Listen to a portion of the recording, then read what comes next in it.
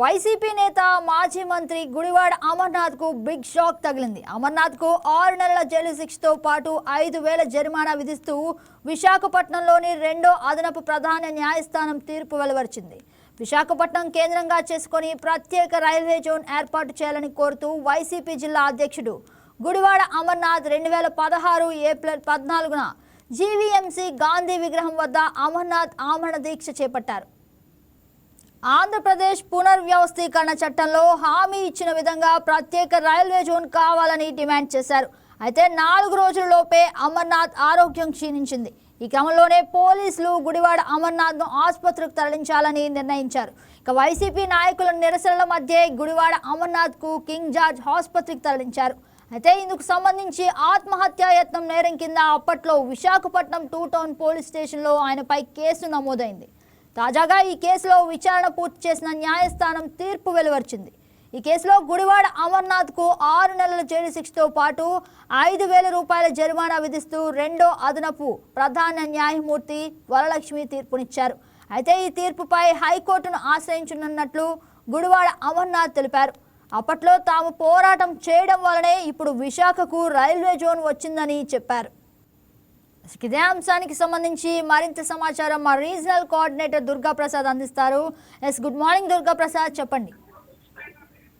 Good morning Jagan. ఏదైతే మాజీ మంత్రి గుడివాడ అమర్నాథ్ అయితే జైలు శిక్ష ఖరారైంది. గతంలో 2016లో ప్రత్యేక రైల్వే జోన్ సంబంధించి విశాఖకు సంబంధించి ప్రత్యేక రైల్వే జోన్ ఏదైతే విభజన హామీలు ఉందో దానిలో భాగంగా ప్రత్యేక రైల్వే జోన్ కేటాయించాలని చెప్పి కూడా ఆయన ఆమరణ నిరాదేశకు విశాఖ జీఎంసీ గాంధీ విగ్రహం తెచ్చి నిరసన చేపట్టారు. అనంతరం ఆయన అనకాపల్లి నుంచి విశాఖ వరకు కూడా రైల్వే జోన్ సంబంధించి కూడా అప్పుడు ఒక ర్యాలీ కూడా చేపట్టారు. అయితే అప్పుడు ఆయన ఆరోగ్యం క్షీణించింది.